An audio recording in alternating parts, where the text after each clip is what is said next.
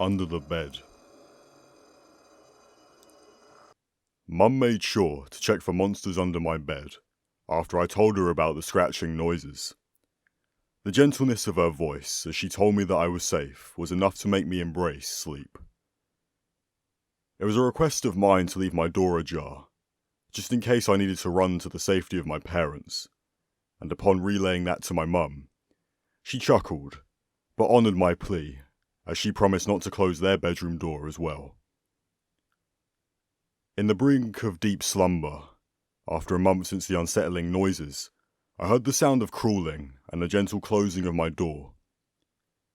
As the heaviness of my eyes demanded rest, my 6-year-old self could only give in.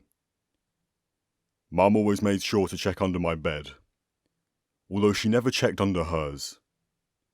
Dad arrived one morning after his night shift and found blood soaking the white carpet on both sides of their bed. As he made the motion of peering at the space under the wooden frame, he found Mum. Or what was left of her, at least. Nothing was the same after that, as Dad got rid of our bed frames, leaving our mattresses bare on the floor. The trauma of the horrific incident left my father so distraught that social services rendered him no longer capable of taking care of me. I never heard from my dad after that, but I remembered the pelting rain, the squeeze of an adult hand on my little one, as they lowered his casket 5 months later. Fall greeted the 7th year of my life, and gifted me with a foster family that soon became my adoptive ones. It wasn't until I turned 10 that my new parents were blessed with their own child, and yet they didn't love me any less. Years of happiness shrouded our home, as the stain of my past slowly depleted with time. I thought I had escaped it all, that at 16 I was finally free from my horrific past. So much so that I even found myself imagining a bright future. My longing for paradise turned into a wasteland once more, when my now 6-year-old sister asked me to check under her bed because she heard scratching noises. In the midst of my body shaking as terror clove me, I got down on my knees and checked under her bed. My eyes soon adjusted to the dimness of that space, and as they did, I saw something wearing the skin of my mother's face. Unknown caller. The mechanical tone was enough to shake me out of my sleep and force me to open up my heavy, sleep-filled eyes. My bed, which had once been a cocoon of warmth and safety, now felt like chains binding me, restraining my slightest movements. I flung the covers off as the chilling air hit my skin. My phone glowed from the bedside table, a beacon in the darkness. Its light, sharp and blinding, pierced my eyes as I squinted at it, trying to see what it wanted. 2:41 a.m. Unknown caller, read my phone. I sighed, cursing myself for even bothering. But I had come this far, hadn't I? I pressed the accept button and raised the phone to my ear, muttering a less than polite hello. I waited. As the silence lingered, my impatience grew. I was about to hang up and attempt to drift back to sleep, when a faint breathing sound came over the line. Hello? Who is this? Do you think it's funny to call someone at this hour? I snapped, annoyance edging in my voice. The breathing slowly got louder. I noticed it sounded laboured and harsh. Then, the person on the line sucked in air, wheezed, and whispered 2 words that sent shivers down my spine. Look outside. A surge of terror, sharp and uninvited, abruptly pulled me from my daze, propelling me out of my bed. Dial the police? No. I knew that on a Friday night, help, if it came at all, would be slow, and yet the thought of this being some twisted joke lingered in my mind. I found my gaze tethered to the curtain, the thin fabric standing as a barrier between the known and the unknown. Swallowing hard, a prickling sensation raced up my neck, each hair standing on end. Without hesitation, I approached the window. The fear was palpable, each heartbeat pounding in my ears. Images of shadowy figures and gory spectres from countless horror movies played in my mind. Shaking off the irrational fear, I drew the curtain back in one fluid motion and peered outside. My gaze darted from left to right. Nothing. Just the empty neighborhood as it always was. Relief washed over me. It was probably just a bad prank. But as that relief washed over me, a realization stabbed through it. Even with my phone across the room, the breathing was still present, clear as day. And now it seemed to be coming from right behind me. Every night at 4:09 a.m, someone or something knocks on my door. Every night at 4:09 a.m, someone or something knocks on my door. It all started on a dark Saturday night. I was laying in bed with my fast asleep snoring husband. I couldn't sleep because of his snoring, so I decided to kill some time on social media. When I checked the time, it was 4:07 a.m. Shit. I've been mindlessly scrolling for 3 full hours. I set my broken phone on my white nightstand and decided to try to fall asleep. In trying to tune out the snoring of my husband, that's when I heard it. 4 whole knocks on my front door. I checked the time. 4:09 a.m.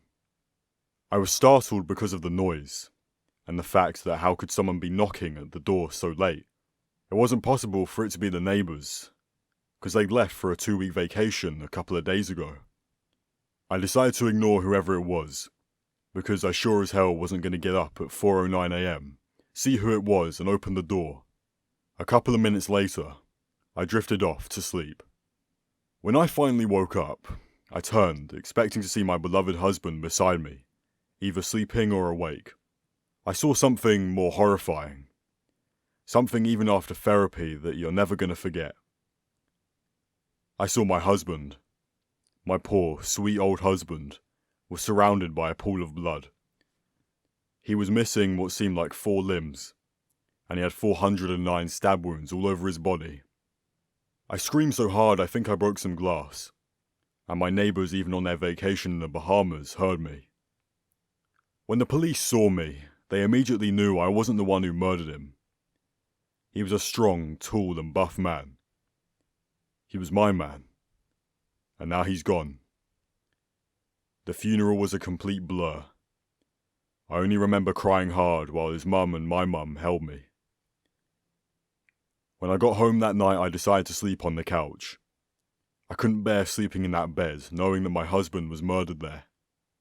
It didn't make sense to me how I didn't wake up, how I didn't hear anything. When I finally fell asleep, that's when I heard the exact same 4 knocks. When I checked my watch, it was exactly 4:09 a.m. I decided to open the door. I thought maybe it was the neighbours, who'd flown early to console me.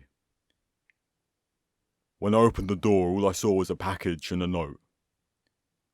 On the note it said, "It was me. I was the one who murdered your husband. If you don't want to lose someone close to you again, keep opening the door every night when I knock 4 times. You will continue to open the door until the very night I stop." I brought the package inside, and when I opened it, I was horrified. Inside the package was my dear old husband, with 4 missing limbs. I found a series of disturbing tapes in my new apartment. I recently moved into a new apartment, and things have taken a really unsettling turn.